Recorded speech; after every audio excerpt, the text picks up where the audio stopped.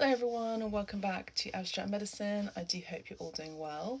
We're going to be looking at the messages for the collective today, and we're going to be using the Divine Feminine cards. Okay. By Megan Watterson. Happy Halloween, as I've been saying. It has been Halloween all year, so there's that. Lalita, the red goddess. Playfulness is a spiritual power. Laughter leads me back to the light. A lot of you are aware of Lalita. A lot of you are also aware of your personal growth this year and your personal power. A lot of you are warriors of the light. I see that. I see you. And I see a lot of red and fire and passion. And you're not afraid to speak your truth. You're not afraid to say what you feel like you want to say. I don't think you're people that you hold back from your emotions. I also see that a lot of you are feminists and warriors for other women, and particularly young girls as well. So the red goddess, I'm seeing that you went through a major transformation, collective. Okay. I do want to get a tarot deck, so let me just get a tarot deck.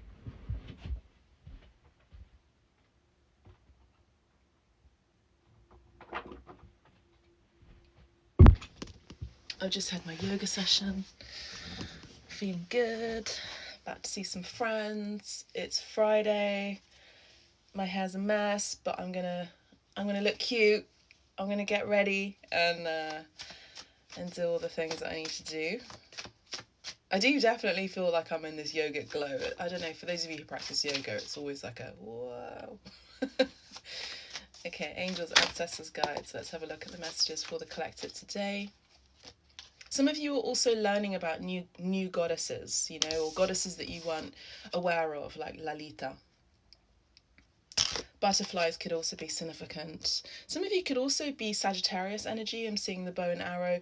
You could also be learning how to do archery. This is something I've actually really been wanting to do for a while. There's an archery school around the corner from here, and I have a stellium in Sagittarius, so that would make sense. So Seven of Wands. Yes, you are learning today specifically, but your main superpower is boundaries now. That's cool. King of Wands. Ooh, someone sees you. Someone sees you. Someone sees you. King of Wands. Someone sees you. We've got lots of fire here, but you're like, oh, hi. Hi there. I'm just practicing my archery. Two of Wands. Okay, I'm seeing a twin flame connection here. A divine soulmate connection, okay? Whatever you wish to call it. I'm seeing a powerful couple. I'm also seeing that a lot of you have... your superpower has come about on account of heartbreak and loss. You know, maybe some of you have also had a passing come through as well this year. I mean, I've lost a very, very good friend of mine. And, you know, mourning is a continuous journey. It's a continuous process, isn't it? We've got the Seven of Swords, okay? We've got jealous people. But when you carry this energy of essentially the Queen of Wands, you're always going to have jelly people, but hate is going to hate. Princess of Wands, okay? You have your visions and your focus onto new horizons. This focus in new horizons includes love matters. It includes romance. It also includes being serenaded, I'm hearing. It also includes connecting with people from overseas, from far distant shores. Some of you could also be learning a new language or perfecting your language or linguistic skills as well. This is very in keeping with the fire energy here.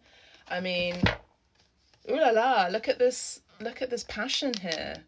El Diablo. So I'm actually seeing that maybe for some of you during Halloween, you may be meeting someone who is going to be relighting your fire. Lots of passion, lots of desires here, lots of sexual energy. And you know, you may have been going through a very dry spell and a boring time in your life. but I'm actually seeing that things are going to be revving up. Your energy is going to be revving up. You're going to be noticed more. You're going to be more magnetic, more than usual. And the funny thing is that even though you are becoming more magnetic, it's on account of you focusing on your desires and your passions and your creativity. And it's almost like the less you look for love, and this is very true, this has happened to me many times over, the less you look for love and the less you look for attention, the more magnetic and mysterious you actually are and become. And I see that people will want to work with you, they want to collaborate with you. Some of you could be artists, singers, muses for people, models, stylists, designers, people that really are into creativity. And I think that yes, you're going to have people who come in with player energy, but I also do see that there's just a lot of different types of people that want to come in to woo you, to work with you, to serenade you. If you're heterosexual, I see that you are being attracted by multiple sexual identities, whether you are fully heterosexual or not. You carry this light about you that is kind of a moth to a flame energy. Some of you could be Asian. We've got the Nine of Pentacles. Yeah, you're just working on your bag.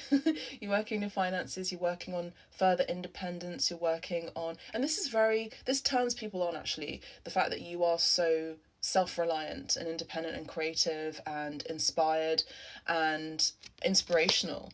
I do see that you have cut people out, and I do see that between now and the 4th of November, these are days of the veil being very, very thin between worlds, the physical and the spiritual worlds.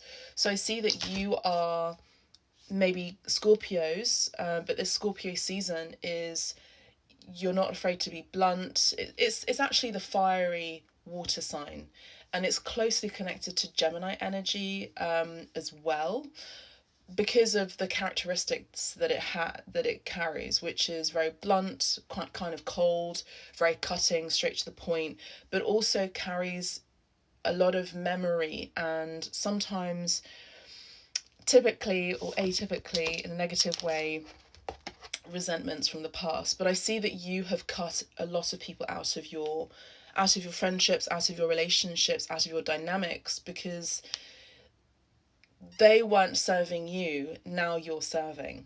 Okay, that's what I'm hearing. They weren't serving you and now you're serving. You're serving looks, you're serving face card, you're serving body, you're serving, creativity, passion, desire, magnetism, fashion. I mean, you've got everything. There's something about your eyes as well, collective. There's something about your eyes.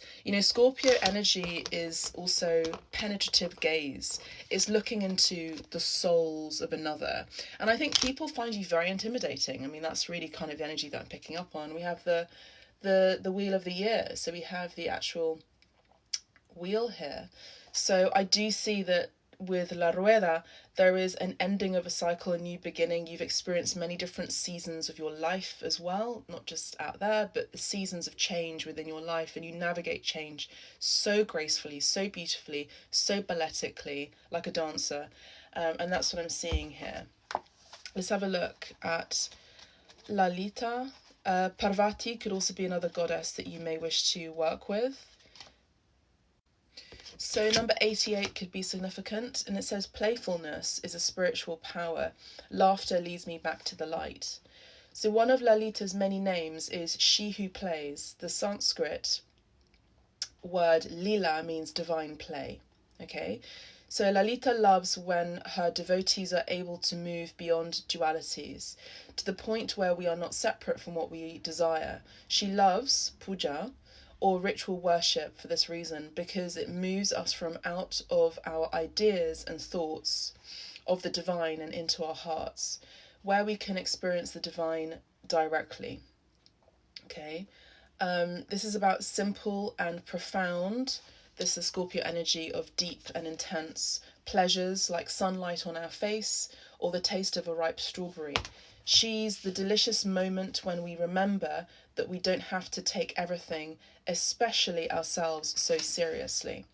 We don't have to be perfect or know the right mudras or yoga or chant for hours on end. So that's what I have for you. Happy Halloween. I'm wishing you well. Stay safe. God bless. Take care.